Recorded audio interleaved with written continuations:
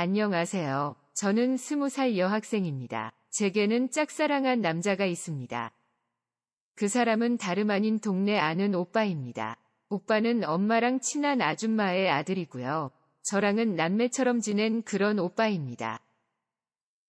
아빠들끼리 친해서 종종 집에서 모임을 했었습니다. 어른들은 거실에서 술을 마셨고 저랑 오빠는 방이나 거실에서 함께 놀았습니다. 제게 컴퓨터 게임을 처음 알려준 사람도 오빠였고 휴대폰을 처음 사고 첫 통화 상대도 오빠였습니다. 자전거 타는 법을 알려준 사람도 오빠였죠. 아빠는 제가 고등학교 때 사고로 돌아가셨습니다. 학교에서 그 소식을 들은 저는 엄청 충격을 받았습니다. 정말이지 하늘이 무너진다는 기분이었죠. 그때는 정말 아무것도 할 수 없었던 것 같습니다. 그때 제 곁에서 위로를 해준 사람이 오빠이지요. 오빠가 아들처럼 저희를 지켜주었습니다. 오빠는 정말 아들처럼 엄마도 위로해 주었고 오빠가 대신 장례 절차에 대해서도 알아봐 주었고 친구들을 불러서 아빠의 발인도 도와주었습니다. 오빠도 이제 겨우 20살이었는데 완전 어른 같았죠. 정신이 없었던 엄마도 오빠에게 많이 의지를 했습니다.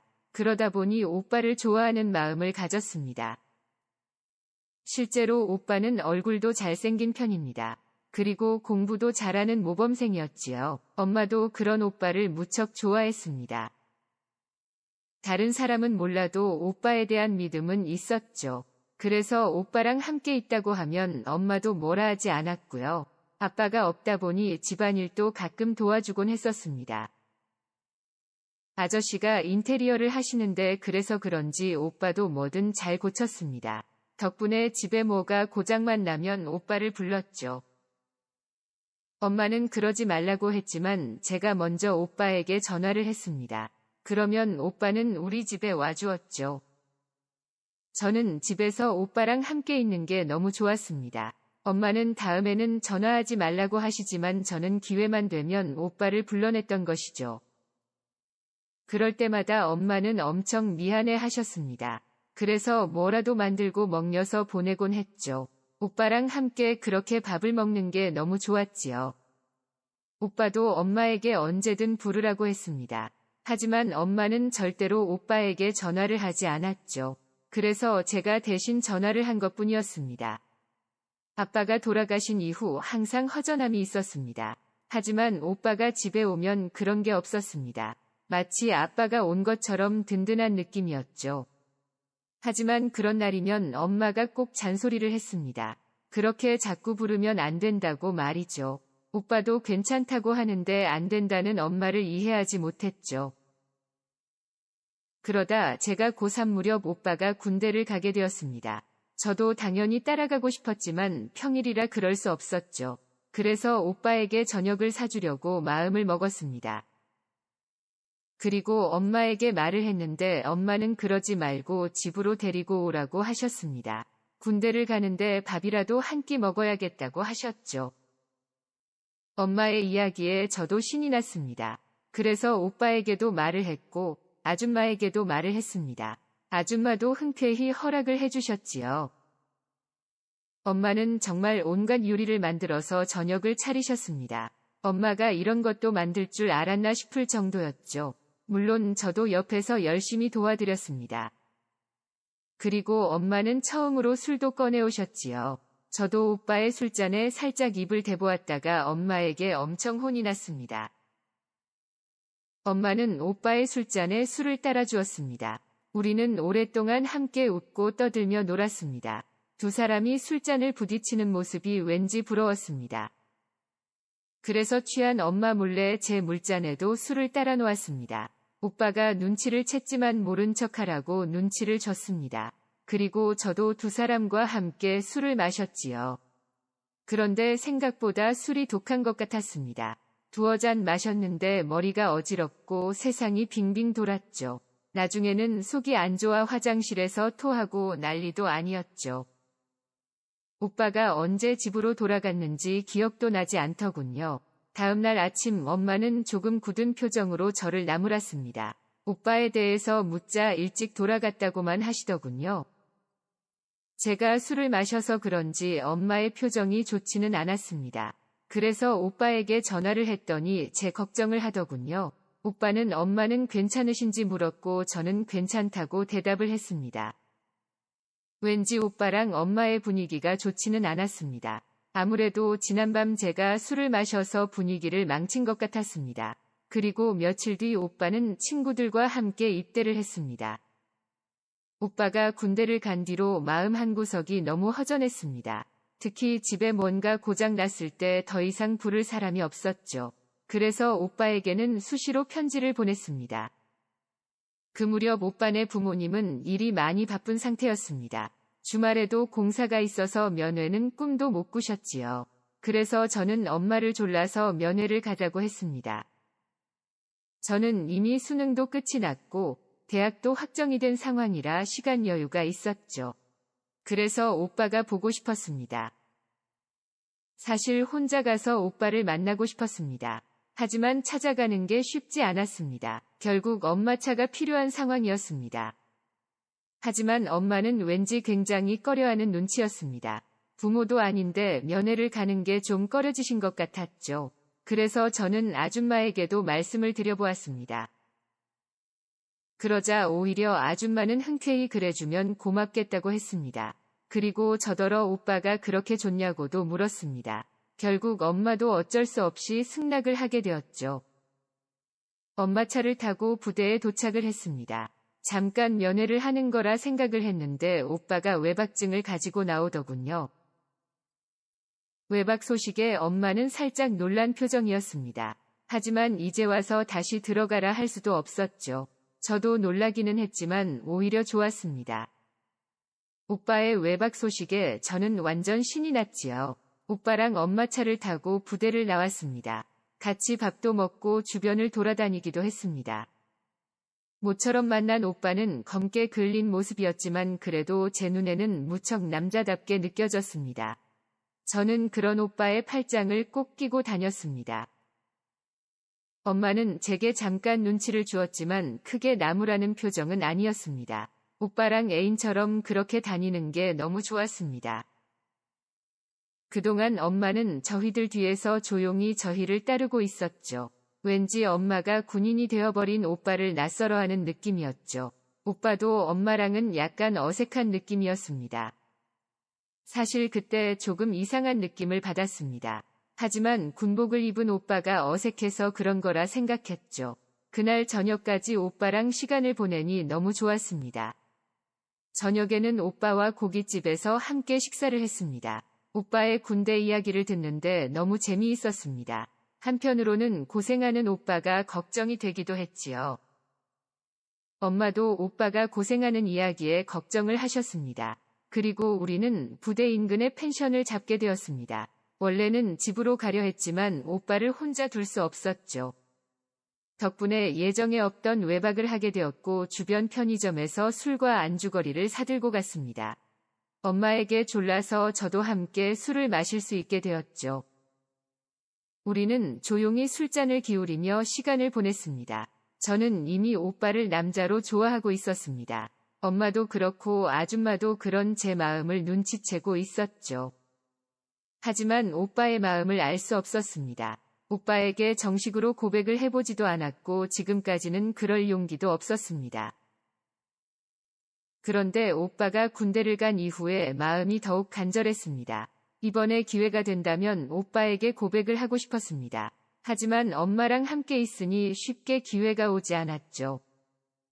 그렇게 시간이 자꾸만 흘러가더군요. 결국 12시쯤이 되니 엄마가 피곤하다고 하시더군요. 저도 술을 마셔서 그런지 몸이 무거워지기는 했습니다. 펜션은 방 하나와 거실이 전부였습니다. 그래서 엄마랑 저는 방에서 자기로 했고 오빠가 거실에서 자기로 했습니다. 어릴 때는 같이 거실에서 자기도 했었는데 이제는 같은 집에서 자는 것만으로도 설레더군요. 하지만 저는 엄마랑 방 안에서 누워야 했습니다. 하루 종일 돌아다녀서 그런지 눕자마자 잠이 들었습니다. 엄마도 피곤하시다며 금방 잠이 들었던 것 같았죠. 그런데 새벽에 문득 허전함에 잠을 깨게 되었습니다. 그런데 옆에 있던 엄마가 보이지 않더군요. 시계를 보니 새벽 2시가 넘은 시간이었죠. 엄마가 화장실을 갔나 싶었지요. 그런데 문 밖에서 뭔가 소리가 들려왔습니다. 작은 소리였지만 사람이 움직이는 소리가 들렸죠. 살결이 부딪히는 그런 소리 같았습니다. 순간 등골이 서늘해지는 기분이었습니다. 잠이 확 달아나는 느낌이었습니다. 저도 모르게 문 앞으로 다가가 귀를 기울였지요.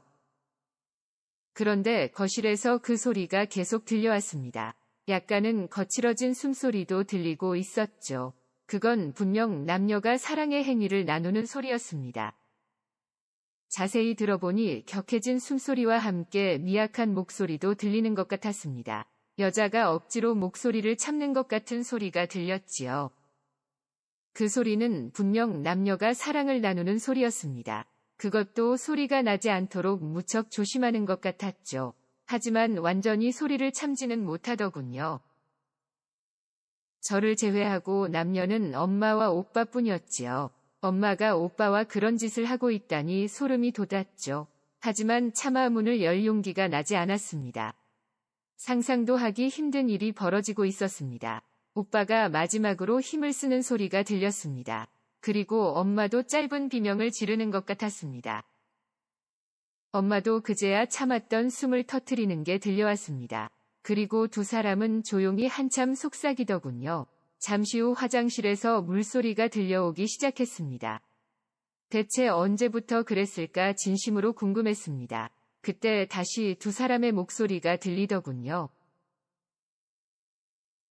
저는 급히 이불 속으로 다시 몸을 숨기고는 누워서 자는 척 하기 시작했습니다. 하지만 심장이 진정이 되지 않았지요. 그리고 조금 더 시간이 흘렀을 때 방문이 조용히 열리며 엄마가 들어왔습니다. 엄마는 아무 일 없다는 듯 제 옆에 다시 누우셨지요. 엄마에게서 비누 냄새가 살짝 나는 것 같았습니다. 고개를 돌리고 있던 저는 눈물을 참을 수 없었습니다. 한꺼번에 제가 사랑하던 사람을 둘이나 잃은 기분이었습니다. 밤새 충격에 잠을 이루지 못했습니다. 하지만 아침에는 그런 티를 내지 못했습니다. 어제 일을 밝히는 게 두려웠지요. 엄마는 제 변화를 눈치챈 것인지 제게 무슨 걱정 있냐고 물으셨습니다. 저는 술을 마셨더니 속이 좋지 않다고 했습니다. 우리는 함께 점심도 먹고 오빠가 필요한 물건을 사기도 했습니다. 어제까지 몰랐던 모습들이 그제야 눈에 들어왔습니다. 제가 자리를 비킬 때마다 오빠와 엄마가 붙어 있었습니다. 그리고 가끔은 엄마가 당황한 표정을 짓기도 하더군요. 두 사람의 모습이 분명 이상했습니다. 엄마보다는 오빠가 적극적이었습니다. 그리고 엄마는 자꾸 제 눈치를 보았고요. 하늘이 무너지는 것 같았습니다. 이제야 그런 것들이 보이기 시작했습니다. 하지만 그전에는 왜 그걸 몰랐나 싶었지요. 그런 모습을 보면서 어제의 일이 꿈이 아님을 느꼈습니다. 그 뒤로는 오빠에게 편지를 거의 하지 않았습니다. 가끔 전화가 오긴 했지만 학교 생활이 바쁘다고만 했습니다. 면회를 오라고도 했지만 학교 핑계를 대고 말았습니다. 엄마가 먼저 면회를 가지 않겠냐고 묻기도 했습니다. 저는 엄마 혼자 가라고 퉁명스럽게 대답을 해버렸습니다. 제 태도에 엄마가 뭔가를 고민하는 것 같기는 했습니다. 지금도 엄마와 오빠에게 둘의 사이를 물어보고 싶습니다. 하지만 제가 생각한 게 사실일까봐 두렵습니다. 그래서 엄마 앞에서는 오빠에 대한 이야기를 피했습니다.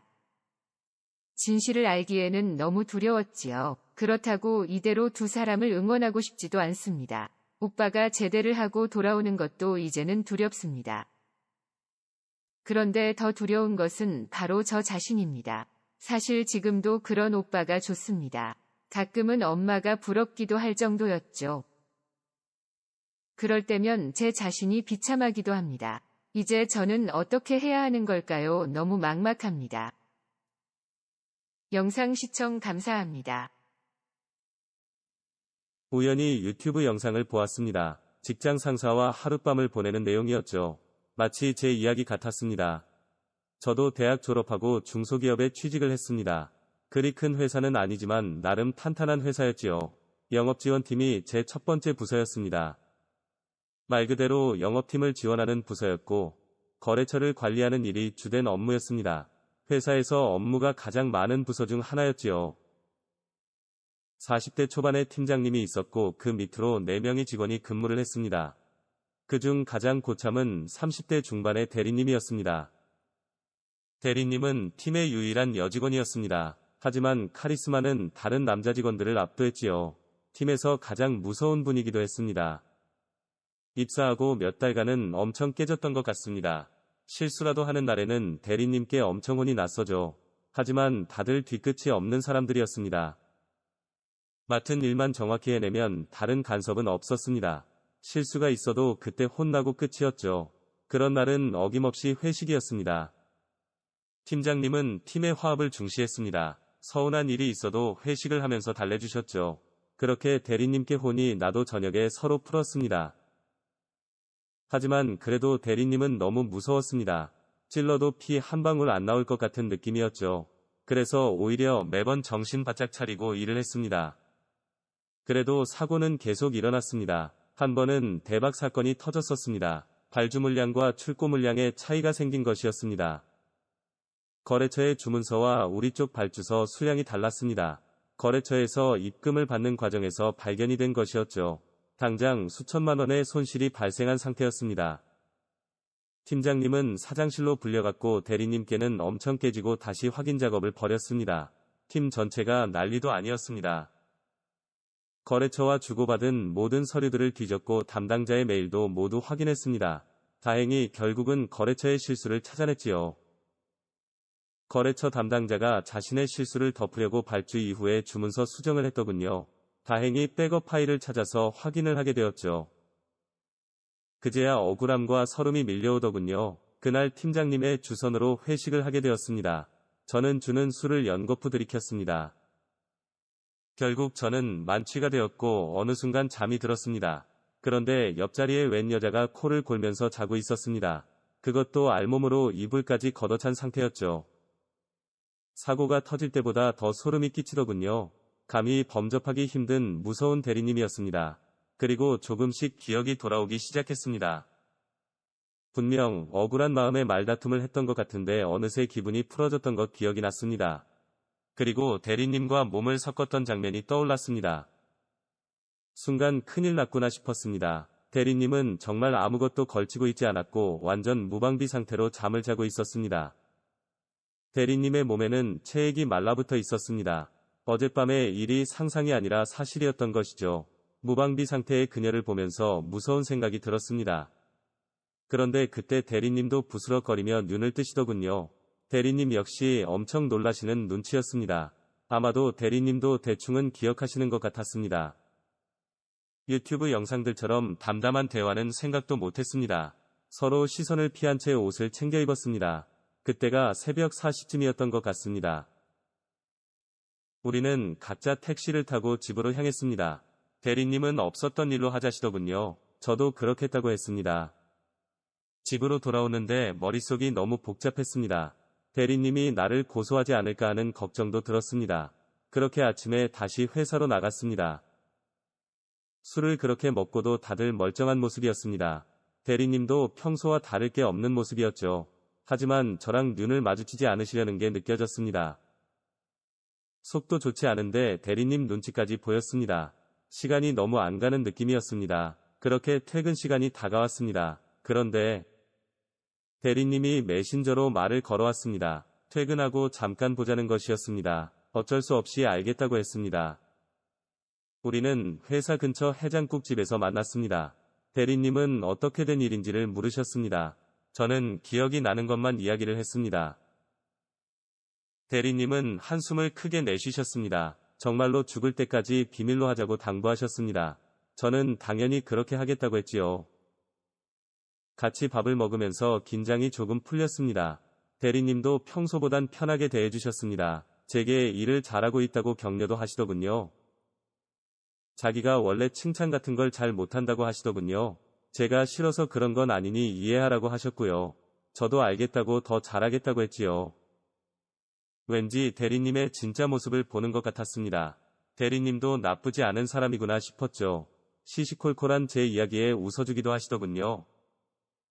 입사 이후 대리님과 가장 편하게 이야기를 한 것 같았죠. 무섭고 어려운 사람이라 생각을 했었는데 그냥 일 잘하는 좋은 사람이었구나 싶었죠. 그러다 얼마 뒤에 다시 부서 회식을 하게 되었습니다. 왠지 술에 취하니 대리님과 함께 남게 되더군요. 우리는 또 자연스럽게 모텔로 향하게 되었습니다. 의도한 것은 아니었습니다. 하지만 살짝 기대를 한 것은 사실이었고요. 대리님도 저와 비슷한 생각을 하는 모양이었습니다. 딱히 누가 먼저랄 것 없이 서로를 바라보았죠. 평소에 여자가 아쉬운 것도 아니었는데 그 순간에는 대리님을 원하고 있었습니다. 술은 마셨지만 정신은 멀쩡한 상태였습니다. 별다른 말은 없었지만 우리는 곧바로 사랑을 나누었습니다. 이제는 상대를 똑바로 바라보고 있었지요. 대리님이 아니라 그리웠던 연인을 만난 기분이었습니다. 뭔가 마음속 갈증이 해소되는 기분이 들었습니다. 대리님 역시 평소와 너무 다른 모습이었지요. 대리님과 함께하는 게 이렇게 좋을지는 몰랐습니다.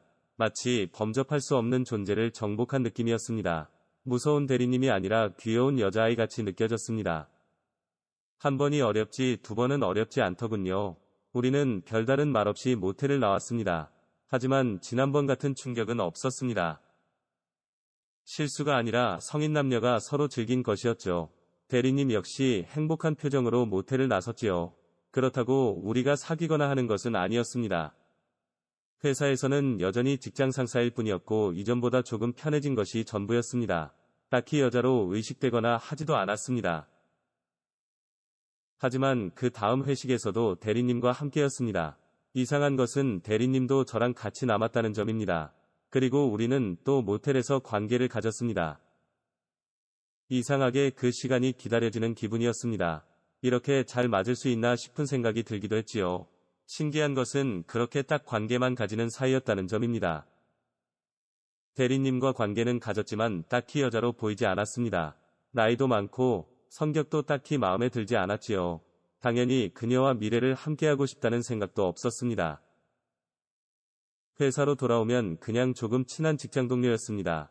그리고 회식만 하게 되면 그녀와의 시간을 기대하게 되었습니다. 사귀자는 말 한마디 없이 모텔에서 사랑을 나누었죠. 그렇게 약 6개월가량 관계를 이어왔던 것 같습니다. 그러다 우연히 대리님이 맞선을 본다는 이야기를 들었습니다. 갑자기 그 이야기가 엄청 신경이 쓰이기 시작했습니다. 분명 나는 대리님과 연애를 할 생각은 아니었습니다.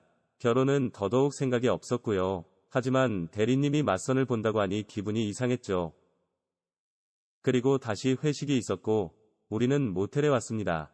익숙하게 그녀와 한바탕 거사를 치루었습니다. 그런데 계속 그녀의 맞선이 신경이 쓰였습니다. 그때 대리님과 합체가 된 상태에서 말을 걸었습니다. 맞선 안 보면 안 되냐는 말이 나왔습니다. 그리고 대리님은 한숨을 내쉬면서 말을 하더군요. 사실 이번 달에 생리를 안 한다고 하셨습니다. 저는 곧 엄청 크게 놀랐습니다. 피임을 신경 썼지만 완전하지 않았던 모양이었습니다. 맞선 본다는 것은 핑계였습니다. 휴가를 내고 중절 수술을 하려 했던 것이었죠. 그렇게 사랑을 나누다 말고 침묵했습니다. 서글픈 그 표정이 너무 불쌍하다 생각되었습니다. 그리고 그때 미안한 마음이 밀려왔습니다. 그리고 약간 흥분이 되는 것도 있었습니다. 도도하기만 하던 어려운 대리님이었습니다. 그런 사람이 내 아이를 임신했다는 생각이 들었죠. 번식에 성공한 수컷의 뿌듯함 같은 기분이었죠. 뭔가 그녀가 제 것이라는 생각이 들더군요. 그래서 내가 책임지겠다고 했지요. 그러자 대리님이 살짝 놀란 표정을 지으시더군요. 그리고 대리님이 새침한 표정으로 얼굴을 붉히더군요.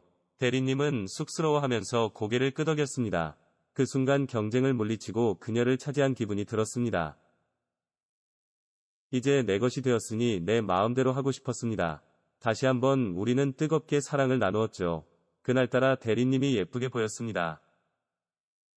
다음날 아침 대리님의 체온이 느껴졌습니다. 항상 따로 일어났었는데 그날은 제게 안겨있더군요. 그리고 저는 아차 싶었습니다. 지난밤 이상한 승리감에 도취가 되어 있었죠.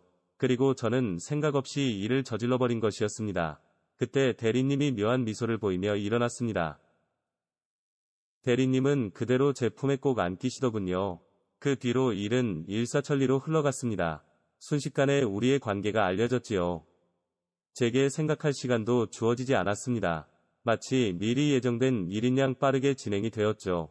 임신 사실까지 알려지면서 서둘러 날짜를 잡았죠.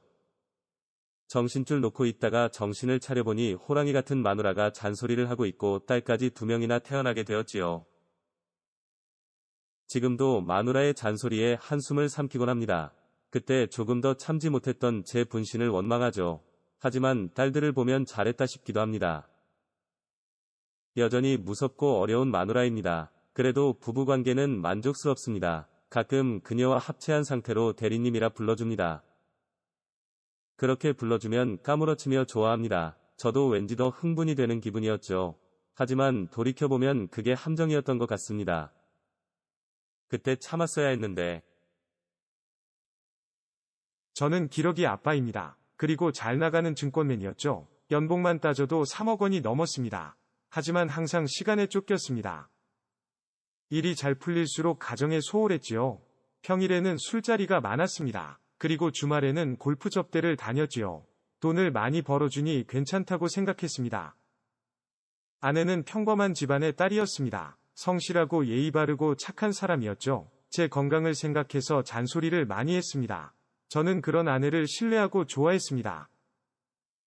항상 일에 치여 가족들의 시간이 적었지만 저는 우리 가족이 화목하다 생각했습니다. 우리는 아이들에게 많은 투자를 했습니다. 하지만 돈이 많다고 공부를 잘하는 건 아니더군요. 아이들은 반에서 중간 정도의 성적이었습니다. 한국에서 성적으로 성공하기는 힘들겠더군요. 그래서 유학을 보내려 생각했습니다.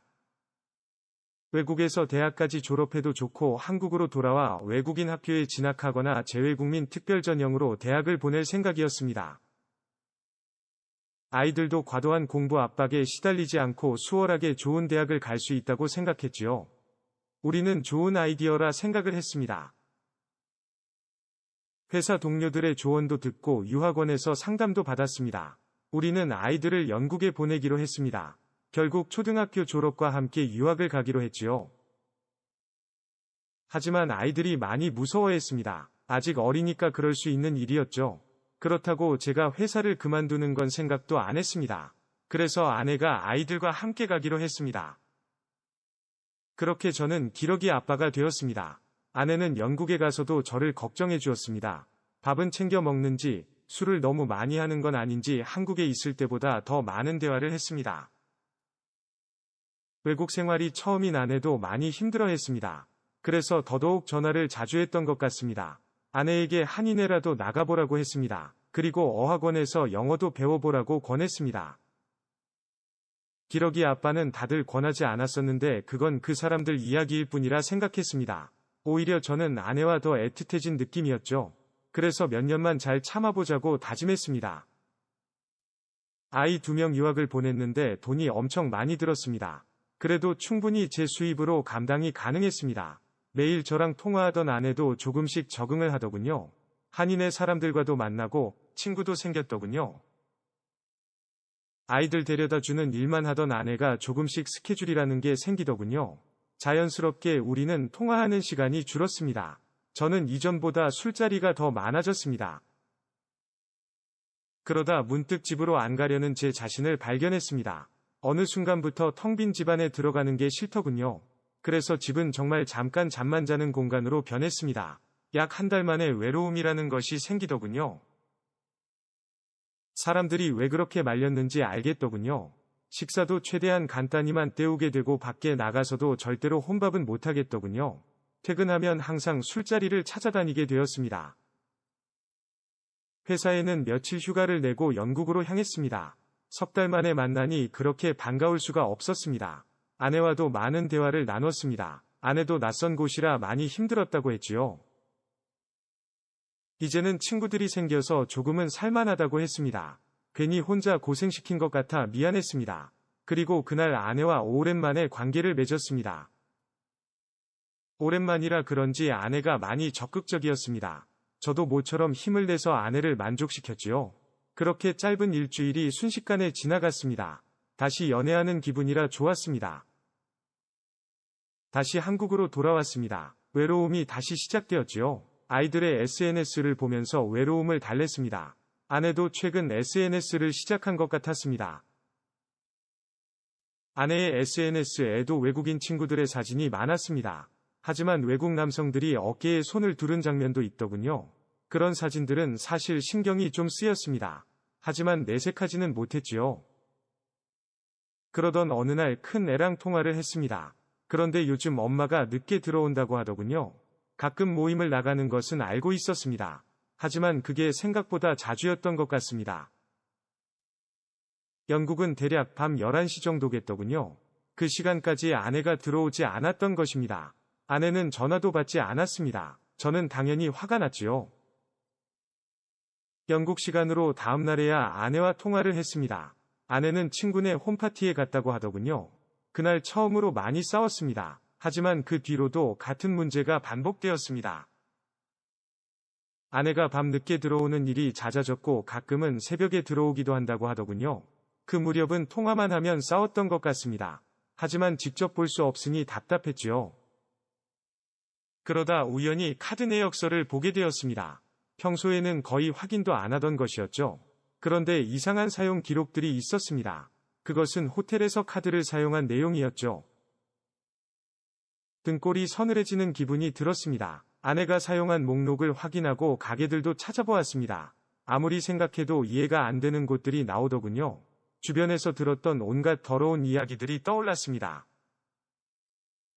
최근에 호텔에서 사용한 이력들이 유독 눈에 밟혔습니다.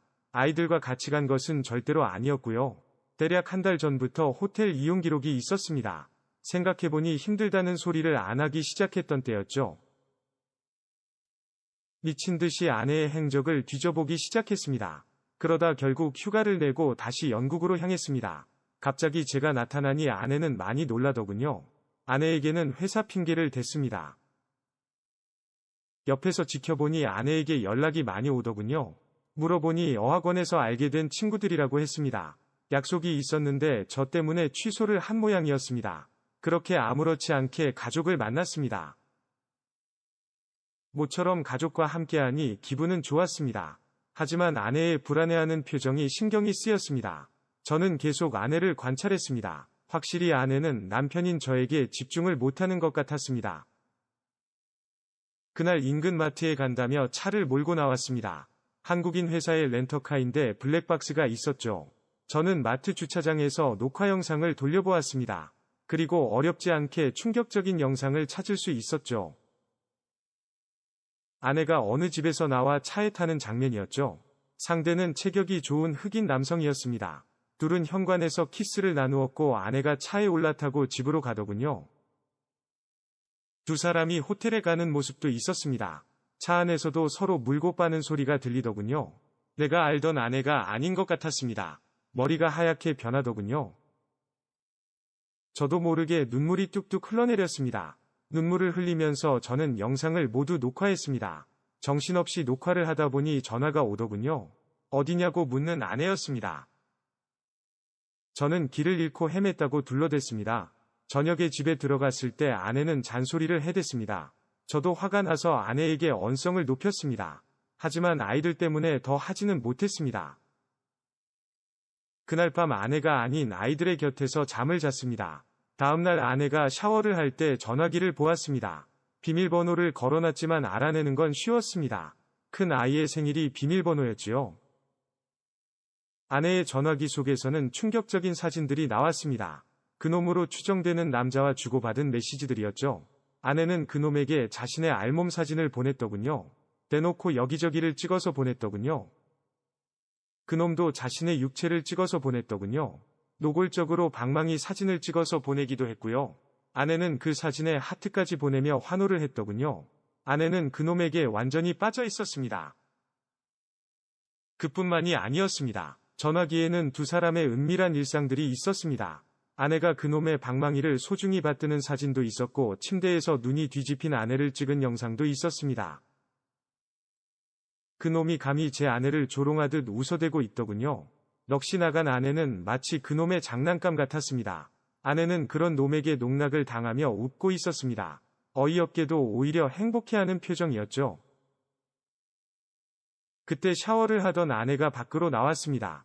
제 손에 쥐어진 전화기를 보더니 소리를 지르더군요. 그리고 제 손에서 전화기를 급히 뺏어갔습니다. 저는 그대로 아내의 뺨을 후려쳐버렸습니다. 아내는 악을 쓰면서 제게 소리를 쳤습니다. 그런 아내의 모습에 화가 나서 다시 뺨을 후려쳤지요. 아내도 지지 않고 제게 주먹을 휘둘렀습니다. 우리는 서로 욕을 하면서 싸웠습니다. 하지만 그때 아이들이 울면서 들어왔습니다. 저희는 그제야 싸움을 멈추었습니다. 일단 아이들을 달래야 했습니다. 잠시 후 아내와 대화를 시도했습니다. 하지만 아내는 저를 가정폭력으로 신고했습니다. 집으로 경찰이 오고 난리가 났습니다. 그리고 아내는 모든 게 제 책임이라고 했습니다. 제가 가정에 소홀했다는 이유로 이혼을 하자더군요. 아내가 먼저 변호사를 통해 소송을 진행했고요. 저를 가정폭력범으로 몰아가더군요. 아이들의 유학비용과 양육비 지급 그리고 재산의 절반을 분할해달라고 하더군요. 저도 변호사를 선임했습니다. 하지만 제게 불리한 싸움이 될 것 같다고 했습니다. 아이들 역시 저보다는 엄마 편이었고요. 한순간에 모든 것을 잃은 기분입니다. 회사도 잠시 휴직을 한 상태입니다. 열심히 돈 벌어다 준 것뿐인데 슬프게도 제 곁에는 아무도 없네요. 영상 시청 감사합니다.